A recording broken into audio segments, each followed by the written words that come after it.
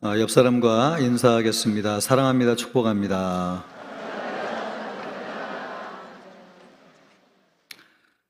우리는 물질에 관해서 이중적인 감정을 가지고 있습니다. 물질의 축복을 받기를 원하면서도 기복신앙이 아닌가 이런 생각을 하죠. 그래서 드러내놓고 이야기하는 것을 부담스럽게 생각합니다. 하나님이 알아서 주셨으면 좋겠다, 그런 생각을 주로 합니다. 참 우리 하나님도 어렵다는 생각이 듭니다. 달라는 말인가 안 달라는 말인가, 그죠? 원하면 분명하게 말을 해야 되는데 내가 원하느냐, 믿음대로 되라, 주님이 이렇게 말씀하시는데 이 달라는 말인가 안 달라는 말인가. 우리 모든 성도님들이 그러나 물질적인 축복을 받기를 원하지 않는 분은 아무도 없다고 생각이 듭니다. 그런 면에서 오늘 물질적인 축복의 원리가 무엇인지를 말씀을 통해서 알고 또 하나님을 더 가까이 함으로 여러분의 삶이 풍성한 삶이 되기를 주님의 이름으로 축복합니다. 우리는 물질을 언급하는 것이 믿음이 없다고 생각하지만 예수님은 물질에 대해서 말씀하셨습니다. 20절 말씀을 보면은 오직 너희를 위하여 보물을 하늘에 쌓아두라. 그러니까 보물을 하늘에 쌓아둘 것인지 땅에 쌓아둘 것인지 말씀하셨지 쌓아두지 마라, 그렇게 말씀하지 않으셨습니다. 그러므로 우리는 오해하면 안 되겠습니다. 아예 기독교인들이 물질과 상관없이 사는 것이 거룩하다거나 또 물질을 전혀 없이 사는 것이 믿음이 좋다거나 하는 것은 성경적이지 않다고 하는 사실이에요. 32절에서도 말씀하시기를 너희 하늘 아버지께서 이 모든 것이 너희에게 있어야 할 줄을 아시느니라. 하나님도 우리에게 물질이 있어야 된다고 하는 것을 아신다는 겁니다. 그러므로 우리 기독교인들이 물질과 상관없이 사는 것이 마치 거룩하다고 생각하는 것, 또 마치 그것이 믿음이 좋다고 생각하는 것은 성경적이지 않습니다. 성경은 하나님을 의지하지 않고 물질을 의지하는 것을 경계하는 것이지 물질이 없어도 된다, 물질의 무용론을 얘기하는 것은 아닙니다. 우리가 사는데 물질이 필요해요. 예수님도 아십니다. 그래서 물질에 관한 말씀을 하고 계세요. 우리가 사는데 이처럼 물질이 필요한데 문제는 항상 부족하다는 것이죠. 우리가 대단한 것을 바라는 것도 아닙니다. 먹고 사는데 부족하지 않을 정도만 되면 좋겠다는 것이고, 또 아이들을 공부시키는데 좀 어려움이 없으면 좋겠다는 것이고, 또 여유가 있으면 좀 어려운 사람들도 좀 도와줄 수 있으면 좋겠다. 또 정해진 헌금도 하나님 앞에 드리고 필요하면은 선교사님도 도와줄 수 있으면 좋겠다, 그 정도 생각하죠. 또 조금 더 나아가서 요즘과 같은 세상에는 은퇴 이후에 노후 대책도 어느 정도 되면 좋겠다, 보통은 이 정도 생각합니다. 그러나 이 정도의 물질 생활을 넉넉하게 한다고 생각하는 사람들이 얼마나 되겠냐 말이에요. 이것을 위해서 열심히 살기는 하지만 항상 부족하다고 느낍니다. 헌금 봉투를 받아보면 거기에 기도 제목을 쓰신 분들의 기도 제목이 있는데, 하나님, 이번 한 달도 무사히 지나가게 하셔서 감사합니다. 다음 한 달도 막막한데 하나님 도와주십시오. 이런 기도 제목을 올리는 분들이 있습니다. 그 정도로 살아간다고 하는 것이 힘든 분들, 한 달 한 달을 견디는 거, 아니 하루하루를 지탱해 가는 것이 인생의 무거운 짐을 지고 사는 것처럼 어렵게 느껴지는 분들이 있습니다. 예전에 어떤 목사님이 계신데 옛날 성도님들은 교회 성미를 드렸잖아요. 이 목사님의 어머니가 믿음이 좋았는데 교회 성미를 드리는 것이 그렇게 싫었다는 거예요. 더군다나 이 가정은 할아버지 할머니까지 7명이 사시는데 어머니가 참 믿음이 좋으셔가지고 1인당 성미를 1명씩 뗐다는 거예요. 그러니까 밥을 질 때마다 얼마나 많은 성미를 교회에 드리는 것 같아요. 그래서 교회는 도둑놈들만 있는 줄 알고 교회 가는 거 싫어했다고 그러더라고요. 그럼 옛날만 그런가? 요즘은 그렇지 않은가? 아니요, 요즘도 자식들을 공부시키기 위해서 밥을 굶어야 되는 분들이 있습니다. 사역자들도 예외는 아닙니다.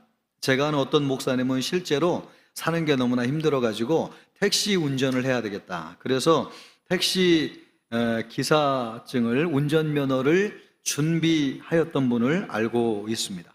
요즘도 많은 목사님들이 생계를 유지하기 어려워서 택시를 몰거나 또 택배를 하는 분들이 많이 계십니다. 너무너무 생계를 유지한다고 하는 것이 어렵습니다.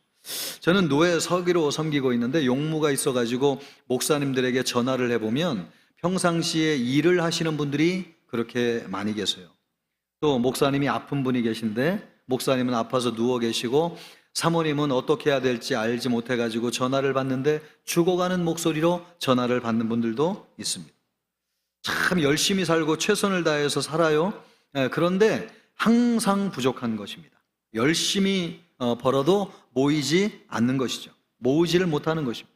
항상 들어오는 것보다도 나가는 게 많고 수입보다도 지출이 훨씬 더 많습니다. 미래를 꿈꾸는 것은 어렵고 현재의 삶을 유지하는 것도 쉽지 않습니다. 왜 우리가 이렇게 열심히 사는데 우리의 삶이 넉넉하지 않은가? 물질을 모으는 것이 이렇게 어려운가? 오늘 말씀을 보면 그것은 도둑 때문이라고 말씀하고 있습니다. 19절 말씀을 보십시오. 너희를 위하여 보물을 땅에 쌓아두지 말라. 거기는 좀과 동록이 해하며 도둑이 구멍을 뚫고 도둑질 하느니라. 땅은 세상을 이야기하는데 이 세상에는 도둑이 많다는 거예요. 그래서 우리가 열심히 일하고 많은 것을 벌어도 우리의 것을 훔쳐가는 도둑들이 많다는 것이죠. 그래서 모으는 것이 그 정도로 어렵다는 것입니다. 우리가 세상에는 물질을 훔쳐가는 도둑들이 많습니다. 일본은 역대급 엔저가 와가지고 주식이 급등하고 세계적으로 많은 관광객들이 몰리고 있습니다. 그래서 30년의 불황을 끝내고 이제 일본이 회복되는 것이 아니냐, 이런 기대에 부풀어 있습니다. 그러나 사실 그렇지 않다는 것이죠. 수출로 먹고 사는 기업들은 돈의 가치가 떨어지다 보니까 수출이 잘 돼가지고 주식이 오르지만은 일반 국민들은 월급도 오르지 않고 물가만 올라가지고 힘들다는 것입니다. 국민들은 상대적으로 가난해져 가지고 해외로 여행을 나가는 것을 엄두도 내지 못하는 분들이 그렇게 많다는 거예요. 여러분, 우리나라는 어렵다고 하지만은 우리나라 국민들 가운데서 여권을 소지하고 있는 분들이 67%, 70%에 가까운 사람들이 여권을 가지고 있어요. 그만큼 해외 여행을 많이 다니고 있습니다. 그런데 일본은 전 국민의 17%밖에 여권을 가지고 있지 않습니다. 월급도 우리나라보다도 평균 월급이 줄어들었습니다. 열심히 일해도 국민들에게 돌아오는 것은 없고 더 가난해지는 것 같아가지고 허탈하게 살고 있습니다. 도둑이 많은 것, 도둑이. 중국도 여러분이 알고 있는 것처럼 미국과 패권 전쟁을 벌이면서 경기 침체에 빠져들고 있습니다. 지난 2분기에 중국의 성장률이 4.7%, 우리나라로 하면 굉장히 높은 건데 중국에서는 최저치의 경제 성장률이었습니다. 젊은이들도 대학을 졸업한 이후에 실직자들이 얼마나 많은지, 여러분 인구가 10억이 넘잖아요. 그러니까 대학 졸업하고 실직하는 청년들도, 일자리를 구하지 못하는 청년들이 수천만 명이 된다는 것입니다. 이것이 심각한 사회 문제가 되고 있습니다. 분양하지 못한 집이 심지어 중국에 얼마나 많느냐, 1억 채가 분양을 하지 못했다는 거예요. 그러니까 집값이 폭락하는 거죠. 집이 한참 올랐을 때에 집을 샀던 서민들은 집값이 폭락하고 경기가 침체되면서 일자리를 잃어버려가지고 집도 잃어버리고 돈도 갚을 수 없어가지고 거지 신세를 면치 못하는 사람들이 너무나 많다는 것입니다. 한 사람의 이야기를 들었더니 한참 집값이 올랐을 때에 2억 5천을 주고 집을 샀다는 겁니다. 그래가지고 6년 동안 130만 원 매달 갚아나갔는데 알고 보니까 대부분 이자를 갚은 것이고 원금은 얼마 갚은 것도 없다는 거예요. 알고 보니까 여전히 2억의 빚이 원금이 남아 있어가지고, 더군다나 운영하던 식당이 경기가 어려워지는 바람에 문을 닫아가지고 은행에 대출을 상환하지 못해가지고 그냥 집이 넘어져서 집을 잃어버리는 일이 일어나서 그런 사람들이 주저앉아가지고 울고 있습니다. 공산당 간부 또 그 사람들이 운영하는 국영기업은 불을 쌓아가고 있습니다. 집 한 채 장만하려고 평생 고생하는데 돌아오는 것은 없고 빈손으로 쫓겨나게 되었습니다. 도둑이 너무나 많은 것이죠. 열심히 살아도 나도 모르게 우리의 것을 훔쳐가는 도둑들이 많습니다. 우리나라는 어떻게 될 것인가? 우리나라도 물가가 많이 올라가지고 힘들어하는 분들이 많으세요. 지난주에 고등부 수련회 갔더니 식사 한 끼가 9,000원이더라고요. 우리 예전에는 2,500원 또 비싸면 4,500원 이 정도 했는데 점심 한 끼 식사하는데 9,000원이에요. 그래서 정해진 예산 가지고 수련회를 하기 어려우니까 교사들이 아침 식사는 주문해서 먹는 게 아니고 선생님들이 아침을 준비해 가지고 아이들에게 식사를 해준다는 거예요. 물가가 올라가지고 그렇습니다. 자영업을 하시는 분들은 더 고생이 많습니다. 그러나 어려운 중에도 회복되는 것들이 있습니다. 수출이 일본을 추월했습니다. 그래서 우리나라 연말에 7천억 불을 달성하게 된다고 그러는데 그 정도면 세계에서 수출의 양으로 5등 하는 나라가 될 수 있다는 것이죠. 특히 한류 문화의 영향으로 국가 지명도가 올라가면서 좋은 흐름을 타는 것들이 있습니다. 여러분 불닭볶음면이라고 아십니까? 저는 한 번도 먹어보지 않았는데 이것이 우리나라에서 전 세계인들이 열광을 해가지고 1조 원이 팔린답니다. 불닭볶음면. 삼양기업이 망해가다가 이것이 화랑이 되는 바람에 기업이 살아나는, 그래 주식 총액이 다른 기업보다도 훨씬 많아지는, 그리고 우리만 먹는 걸로 알고 있었던 이 김이 세계인들이 열광해가지고 1년에 1조가 팔린다는 게 1조. 어마어마한 양이 팔리는 것이죠. 이렇게 경기가 어려운 가운데도 회복되는 것들이 있습니다. 그러나 우리나라에 가장 큰 위험 요소가 있는데 그것은 뭐냐니까 정치입니다. 정치. 급변하는 세계 정세에 하나가 돼가지고 즉각 대처해 나가도 시원치 않은데 맨날 말도 안 되는 거 가지고 치고받고 싸우고 있습니다. 그거를 보면 참 분노가 일어나고 열받지 않을 수 있습니다. 일반 국민들이 이렇게 먹고 살려고 애를 쓰는데 말도 안 되는 명분을 붙잡고 치고받고 싸우는 것을 보면 너무나 한심한 거죠. 예수님이 말씀하신 것처럼 열심히 살아도 도둑질하는 도둑들이 너무나 많은 것이죠. 그래서 줄줄줄줄 새나가는 것처럼 느껴져요. 우리가 가지고 있는 것이. 여러분 어떠세요? 여러분의 재물은 새나가는 것이 없습니까? 여러분도 모르게 여러분의 것을 도둑질해가는 도둑은 없습니까? 우리가 아무리 열심히 벌어도 한순간에 날아가 버리면 아무 소용이 없습니다. 모으는 것도 중요하지만 새나가지 않게 해야 됩니다. 그러나 우리가 사는 세상에 그런 길은 없는 것처럼 보여집니다. 제가 자랐던 시골에 온 동네 땅을 많이 가지고 있는 부자가 있었는데 이분이 어느 날 읍내에 나가서 다방에 갔다가 마담을 만나서 바람이 났습니다. 그래서 농사는 내팽개치고 5년 동안 밖에 나가 살았네요. 가지고 있는 재산 다 그 여자에게 갖다 바치고 힘 빠지고 더 이상 줄 것이 없으니까 거기서도 쫓겨나가지고 빈털털이 거짓 신세가 돼가지고 돌아왔습니다. 여러분 참 아무리 많은 것을 가지고 있어도 그 마음속에 죄가 한번 들어가 버리면 잃어버린 것은 순식간입니다. 이 집의 불행은 이것으로만 끝나지 않았는데 이 집에 장남이 하나 있어요. 허황되어 좀 도회지에 나가지고 자기도 사업하면 큰 성공을 할 것처럼 허파에 바람이 들어갔네요. 그래서 부모님에게 와가지고 너무 간절히 얘기하니까 있는 데선 없는 데선 그냥 그나마 얼마 되지도 않는 거 그거 정리해가지고 아들에게 다 줘버렸는데 그래가지고 사업이 성공하겠습니까? 다 날려가지고 더 그 집안이 풍비박산나고 주저앉아 버렸습니다. 우리가 인생을 살면서 이런 거 한두 번 있어버리면 여러분 우리가 가지고 있는 거 날아가는 것은 순식간입니다. 참 우리의 힘과 능력으로 할 수 없는 영역이에요. 우리를 지켜주실 수 있고 우리의 미래를 잘 아시는 하나님이 함께해 주지 아니하시면 우리가 아무리 열심히 노력하며 살아도 여러분 쌓는 것은 불가능한 것이죠. 그래서 재물을 하늘에 쌓으라 라고 하는 것은 우리에게 능력이 되어주시고 우리를 지켜주실 수 있는 능력이 되시는 하나님을 의지하며 살라는 것입니다. 우리 청천교회 성도님들이 하나님을 믿고 사는 성도님들 되었으면 좋겠습니다. 그러기를 주님의 이름으로 축복합니다.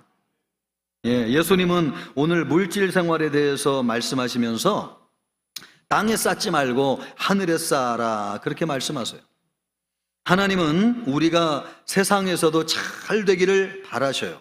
그래서 이렇게 말씀하고 계세요. 그러면 예수님이 하나님의 심정으로 우리에게 우리가 잘 되기를 위해서 물질 생활에 관한 말씀을 주고 계신데 이 말씀을 통해서 예수님이 우리에게 하고자 하는 말씀이 있습니다.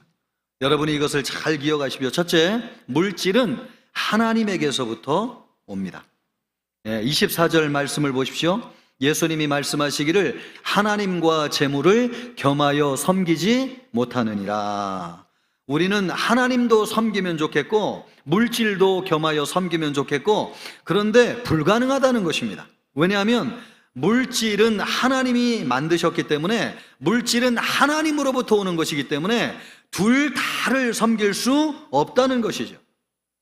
우리가 물질 생활에 형통하려면 물질이 어디에서 오는지를 알아야 돼요. 물도 여러분, 물이 어디 있는지를 알고 물을 파야지 그 땅에서 물이 나오는 것처럼 물질도 어디에서 나오는지를 알아야지 물질을 가질 수 있습니다. 그 물질이 어디에서 나오느냐? 하나님에게서 나온다는 것입니다. 하나님이 세상을 말씀으로 창조하셨어요. 무에서 유를 창조하시는 것입니다.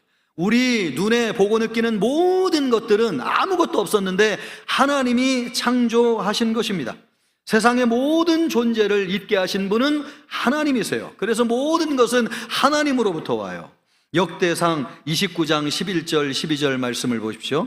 여호와여 위대하심과 권능과 영광과 승리와 위엄이 다 주께 속하였사오니 전지에 있는 것이 다 주의 것이로소이다. 여호와여 주권도 주께 속하였사오니 주는 높으사 만물의 머리이심이니이다. 부와 귀가 주께로 말미암고 또 주는 만물의 주제가 되사 손에 권세와 능력이 있사오니 모든 사람을 크게 하심과 강하게 하심이 주의 손에 있나이다. 우리 눈에 보이는 것과 보이지 않는 모든 것들이 하나님에게서 왔다는 것입니다. 하나님은 만물의 주인이세요. 그것을 사용하게 하는 권한을 주시는 분도 하나님이세요. 그래서 부귀영화를 누구에게 주실 것인가 그것을 정하시는 분도 하나님이세요. 하나님은 이런 복을 우리 인간에게 주기를 원하십니다. 그래서 우리 인간을 창조하셨는데 창세기 1장 27절로부터 28절 말씀을 보십시오. 하나님이 자기 형상 곧 하나님의 형상대로 사람을 창조하시되 남자와 여자를 창조하시고 하나님이 그들에게 무엇을 주신다고요? 그렇습니다. 하나님이 우리에게 복을 주시기를 원하세요. 그래서 우리 인간을 창조하셨어요. 하나님이 그들에게 이르시되 생육하고 번성하여 땅에 충만하라. 땅을 정복하라. 바다의 물고기와 하늘의 새와 땅에 움직이는 모든 생물을 다스리라 하시니라. 하나님은 우리에게 복을 주기를 원하세요. 그래서 하나님이 창조한 세상을 우리를 만드셔가지고 우리에게 맡기셨어요. 그러므로 여러분 우리가 하나님에 대해서 오해하면 안 되겠습니다. 하나님은 우리를 고생시키기 위해서 우리를 창조하신 것이 아닙니다. 우리가 잘 되기를 원하시고 우리에게 복을 주기를 원하셔서 우리를 창조하셨습니다. 우리 하나님에게는 그런 의지가 있으세요. 또 그렇게 하실 수 있는 능력도 있으세요. 우리가 영혼이 잘 되고 범사에 형통하기를 원한다면 누구를 믿어야 되느냐? 하나님을 믿어야 됩니다. 우리가 원하는 모든 것들이 누구로부터 오는 것입니까? 하나님으로부터 오는 것이기 때문에 그렇습니다. 눈에 보이지 않는 권세도 눈에 보이는 모든 세상의 물질도 다 하나님으로부터 오는 것이기 때문에 우리가 이것을 가지기를 원한다면 물질의 근원이 되시고 재물의 근원이 되시는 우리 하나님을 믿어야 되는 것이죠. 우리가 사는데 필요한 물질을 주시는 분은 하나님이세요. 하나님을 가까이 하고 사랑할 때 물질에 복을 주십니다. 70년대, 80년대는 지금보다도 못 사는 시대에, 그 시대에 세상 사람들이 우리 교회 다니는 사람들을 보면은 항상 이런 말을 했습니다. 교회 나가서 기도하면 하나님이 먹을 것을 주시나 입을 것을 주시나, 차라리 그 시간에 세상에 나가가지고 일을 하면 배를 골지 않을 텐데, 그런 얘기를 안 들어보신 분이 한 분도 없으실 거예요. 그런데 여러분 지금 생각해 보면 이 말이 얼마나 잘못된 말인지요. 우리나라는 100년 전에만 해도요, 세계 열강이 식민지로 탐내지도 않는 나라였습니다. 미국, 독일, 프랑스, 영국과 같은 강대국들이 있잖아요. 우리나라를 식민지로 삼기를 원치 않았어요. 그래서 밑거래를 통해서 우리나라를 어디에 넘겼어요? 일본에 넘겼잖아요. 그래서 일본에게 36년 동안 우리가 지배를 받은 것입니다. 왜 열강들이 우리나라를 식민지로 탐내지 않았느냐? 조사해 봤는데 우리나라에는 자원이 없어가지고 식민지로 소유해도 득될 것이 아무것도 없다고 생각한 거죠. 그래서 여러분, 그 정도로 우리가 가난하고 아무것도 없는 나라였는데, 그 100년 전에 우리나라가 한 가지 잘한 것 하나가 있습니다. 그것이 뭐냐면 하나님을 믿은 것입니다. 고려시대 500년 동안 불교를 믿었어요. 또 조선시대 500년 동안 유교를 믿었어요. 그런데 변하는 것이 아무것도 없었어요. 그래서 사람들이 예수님을 믿고 하나님을 믿기로 결단하고 기독교를 받아들였어요. 역사적인 자료에 의하면 고려시대 말기에 국민 총생산량하고 조선이 멸망할 때의 국민의 총산량을 자료를 통해서 비교해 봤는데 변한 것이 아무것도 없었다는 것입니다. 500년이 지나갈 동안 여러분, 국민이 더 잘 산 건 아무것도 없고 그냥 똑같. 그래서 안 되겠다 싶어가지고 이 나라 국민이 잘한 것 하나 있는데 기독교를 받아들여서 하나님을 믿은 것입니다. 믿고 나서 기적이 일어났는데요, 없이 살던 우리나라가 가난하고 어려운 나라를 도와주는 나라가 되었습니다. 물질을 주시는 분은 누구십니까? 하나님이십니다. 하나님을 믿을 때 없는 것을 있게 하시는 하나님께서 그 나라를 부강하게 하시는 것입니다. 모든 물질은 어디에서 오는가? 하나님으로부터 와요. 우리 청천교회 성도님들이 하나님을 잘 믿기를 주님의 이름으로 축복합니다. 여러분, 하나님을 의심하지 마십시오. 하나님은 우리에게 복 주시기를 원하세요. 그래서 우리 인간을 창조하셨어요. 여러분이 그런 성도들 되시기를 주님의 이름으로 축복합니다. 두 번째로, 물질은 우리의 눈을 어둡게 할 수 있습니다. 우리 21절부터 23절 말씀을 같이 봅니다. 같이 읽습니다. 내 보물이 있는 그곳에는 내 마음도 있느니라. 눈은 몸의 등불이니 그러므로 내 눈이 성하면 온 몸이 밝을 것이요 눈이 나쁘면 온 몸이 어두울 것이니 그러므로 내게 있는 빛이 어두우면 그 어두움이 얼마나 더하겠느냐. 예수님이 틀림없이 재물에 관한 말씀을 하시면서 재물이 있는 곳에 마음이 있다고 얘기를 하시다가 왜 갑자기 눈이 어두우면 몸도 어둡다 그런 말씀을 하고 계시는 것입니까? 재물이라고 하는 것이 우리의 눈을 어둡게 할 수 있다는 것입니다. 물질에 욕심이 생기면 눈이 어두워져요. 그래서 누구를 보지 못하게 되느냐? 하나님을 보지 못하게 돼요. 물질은 어디에서 온다고 그랬어요? 하나님으로부터 오게 되는데, 하나님으로부터 오게 되는데 눈이 어두워지면 하나님이 보이지 않아가지고 물질로부터도 멀어지게 됩니다.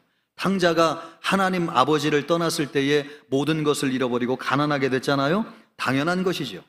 모든 물질과 부는 하나님으로부터 오는데 하나님을 떠나면 자유롭고 행복하고 편하게 살 줄 알았는데 떠나서 더 가난하고 불행해졌습니다. 모든 물질은 어디에서 오는 것이냐? 하나님으로부터 와요. 그런데 여러분, 그것을 모르면 물질에 매료돼 가지고 눈이 어두워져서 하나님과 멀어질 수 있어요. 아담과 하와는 물질에 눈이 멀어서 타락했습니다. 창세기 3장 6절 말씀을 보십시오. 창세기 3장 6절. 여자가 그 나무를 어떻게 했다는 거예요? 본즉 보는 것이 문제예요. 그 나무를 보았는데 먹음직도 하고 보암직도 하고 지혜롭게 할 만큼 탐스럽기도 한 나무인지라 여자가 그 열매를 따먹고, 보잖아요. 마음이 넘어가잖아요. 그럼 따먹게 돼 있어요. 탐욕이죠, 그게. 그래서 자기만 먹은 게 아니고 자기와 함께 있는 남편에게도 주매 그도 먹은지라. 나무를 보니까 말이에요, 마음이 움직였어요. 눈이 어두워졌어요. 그래서 하나님이 따먹지 말라고 한 선악과를 따먹었어요.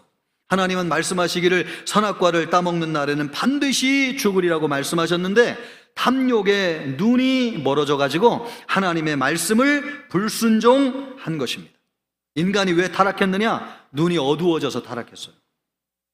우리 인간은 흙으로 지어졌기 때문에 약점이 하나 있는데, 눈에 보이지 않는 하나님은 보이지 않고 눈에 보이는 물질을 더 쉽게 의지한다는 것입니다. 하나님 안 보고 눈에 보이는 것에 매료되었다가 선악과를 따먹고 인간이 타락했어요. 그래서 그 결과 물질의 주인이신, 부의 원천이신 하나님으로부터 단절되게 되었습니다. 그 형벌이 무엇입니까? 가난하게 살고 질병 가운데 살고 저주 가운데 사는 거죠. 당연하죠. 부의 원천이신 하나님과 멀어지게 되면 우리 인간은 가난하게 되고 질병 가운데 살게 되고 저주 가운데 살게 되는 것입니다. 그러나 하나님은 우리를 너무너무 사랑하셔서 우리를 구원하기를 원하셨어요. 그래서 우리에게 보내주신 분이 누구인가? 아들 예수 그리스도이십니다. 예수님은 세상에 오셔서 우리의 죄를 지고 십자가에서 죽으셨습니다. 그래서 우리에게 임한 저주가 풀려졌습니다. 가난과 질병에서 벗어나는 길이 열려지게 된 것이죠. 그래서 누구든지 예수님을 믿으면 죄사함을 받고 하나님의 자녀가 되어서 하나님 나라에 들어가서 영생을 얻고 풍성한 삶을 살게 되는 것입니다. 우리가 예수님으로 말미암아 죄가 해결되어 가지고 하나님과의 관계가 회복되어서 하나님의 생명과 부의 원천이신 하나님의 능력이 우리에게 부어주심으로 우리의 삶이 회복되어지는 것입니다. 그 일을 하신 분이 누구냐? 예수님이십니다. 예수님이 가난하심으로 우리를 부하게 하여 주셨어요. 예수님이 채찍에 맞으심으로 우리를 낫게 하여 주셨습니다. 그러므로 가난에서 우리를 해방시켜 주신 분은 예수님이십니다. 여러분, 예수님으로 말미암아 우리 가난의 문제가 해결되는 거예요. 그래서 우리 인간의 수고는 가난과 질병에서 벗어나는 것이죠. 그것은 물질을 많이 가진다고 되는 것이 아닙니다. 예수님을 믿어서 죄사함을 받을 때만 일어나는 일이에요. 그래서 세계 200개국의 나라가 있지만 부하게 살고 잘 사는 대부분의 나라들은 복음을 받아들여서 예수님을 믿는 나라들이에요. 가난과 부의 문제는 물질의 문제가 아니고 영적인 문제이기 때문에 그렇습니다. 우리의 영적인 문제를 해결해 주시는 분이 누구시냐? 예수님이세요. 죄사함을 받고 예수님을 믿고 하나님의 자녀가 될 때 하나님, 부의 원천이신 하나님으로부터 부어주시는 역사가 있습니다. 여러분에게 그런 축복이 있기를 주님의 이름으로 축원합니다. 제가 사역을 하면서 많은 사역자들을 만났잖아요. 그런데 대부분의 사역자들은 참 신실하고 귀한 분들인데 아주 드물게 예외적으로 물질에 강하게 집착하는 분들이 계셨어요. 사역을 얼마나 잘하는지 말씀도 너무 좋아요. 그리고 찬양도 참 훌륭하게 하세요. 열정도 참 대단하세요. 그런데 이분에게 한 가지 문제가 있는데 꼭 이분이 있었던 자리에는 한 가지씩 없어지는 것이 있어요. 그 나중에 확인해 보니까 이분이 그분이라고 하는 것을 알게 되었습니다. 여러분, 참 재능도 많고 실력도 너무너무 좋은데 한 곳에 오래 있지 못하는 거죠. 그래가지고 꽃을 피우지 못하고 사라져 버렸습니다. 너무너무 안타까운 것이죠. 이것이 왜 그런 것입니까? 영적인 문제죠. 너무 없고 힘들리며 쪼들려 살았기 때문에 그것을 가지면 내가 이 쪼들리는 감정에서 해방될 것 같은 느낌이 드는 거예요. 그래서 그것을 나도 모르게 갖게 되는 것이죠. 갖는 순간 그 쾌감과 기쁨 때문에 그것을 끊어버리지 못하는 것이죠. 그런데 그 일을 하고 나서는 너무 정죄감에 시달려가지고 죄책감 때문에 다시는 안 하겠다고 하지만 이 고리를 끊어버리지 못하는 거예요. 무슨 문제예요? 이게 영적인 문제인 거죠.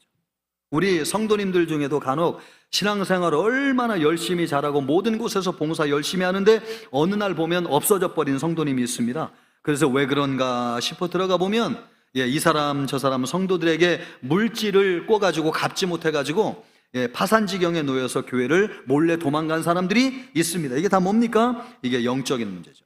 가난에 매여 사는 것입니다. 이게 풀려야 돼요. 이걸 풀어주시는 분은 누구십니까? 예수님이십니다. 예수님이 우리의 죄 문제를 해결하시고 우리의 쪼들리는 문제를 해결해 주셨어요.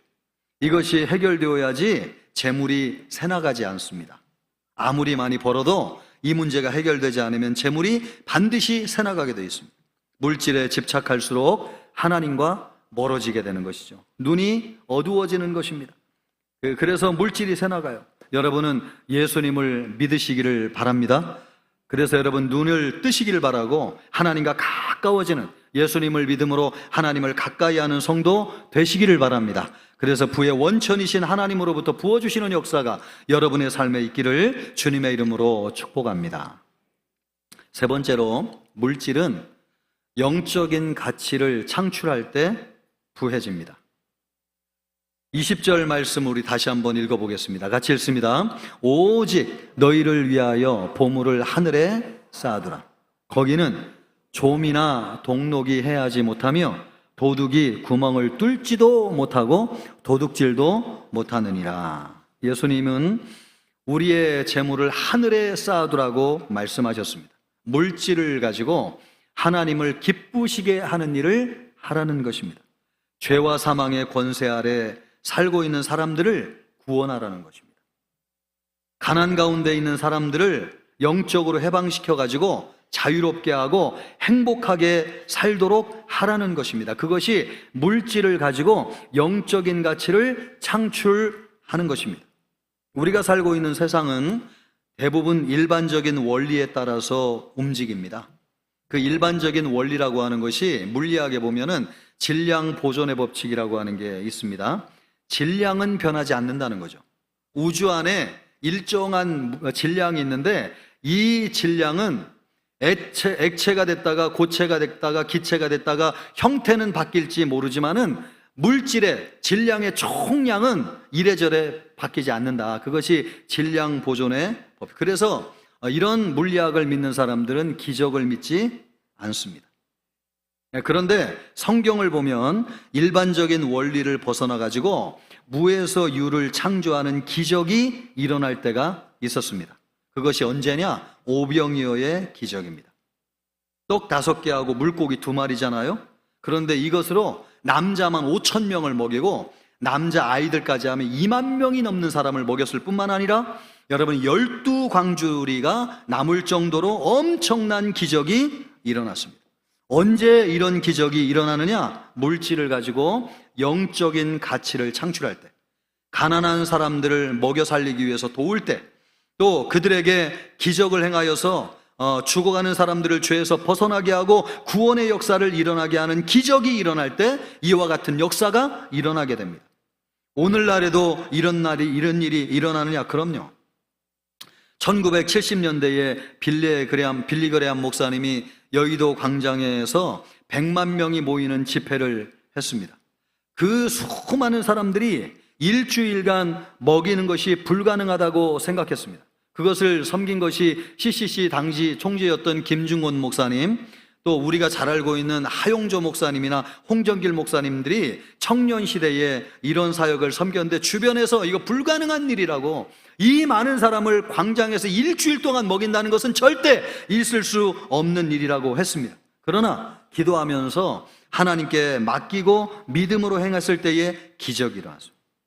일주일 동안 100만 명이 넘는 사람들이 먹고도 남는 역사가 일어났습니다. 할렐루야. 여러분, 언제 이런 일이 일어납니까? 물질을 가지고 영적인 가치를 창출할 때 이와 같은 역사가 일어납니다. 물질이 많고 적은 것은 중요하지 않아요. 그것을 가지고 무엇을 하느냐가 중요합니다. 그것을 가지고 무엇을 하느냐. 물질로 영적인 가치를 창출하기를 소원하면서 기도하는 사람에게는 하나님이 영감을 주세요. 하나님, 내가 어떻게 하면 살릴 수 있습니까? 하나님, 내가 어떻게 하면 그들을 행복하게 할 수 있습니까? 이런 마음을, 소원을 품고 기도하는 사람에게는 하나님께서 반드시 남들이 보지 못하는 영감을 주시고 아이디어를 주셔서 살리는 일을 하시고 치유하는 일을 하시고 회복하게 하는 일을 하셔서 그를 통해서 불을 증진하게 하는 역사가 일어납니다. 할렐루야. 그러므로 우리가 얼마나 많이 가지고 있는 게 중요한 게 아니에요. 이것을 가지고 무엇을 하느냐가 너무너무 중요하죠. 우리나라 BTS가 왜 세계적으로 사랑을 받는지 여러분 아십니까?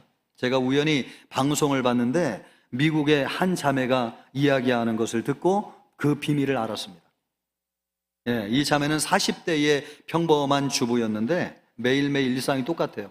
밥하고 청소하고 삶의 의미가 하나도 없고 내가 세상에서 쓸모 있는 존재인가 이런 생각으로 무료하게 인생을 살던 자매였습니다. 그런데 어느 날 라디오를 통해서 흘러나오는 BTS 노래를 듣다가 그 가사에 감동을 받았는데 얼마나 따뜻하고 자기를 위로해 주는지 마음에 뻥 뚫린 마음이 그 노래를 통해서 탁 채워지는 느낌, 얼마나 감동과 우리식으로 하면 은혜를 받았는지요. 그래서 눈물을 흘리면서 그 자리에서 회개하는 역사가 일어나고 이런 BTS를 막 너무 열광하는 이것을 보면 여러분 진짜 복음이 아니잖아요. 노래하고 춤추는 것은 여러분 물질 아니에요?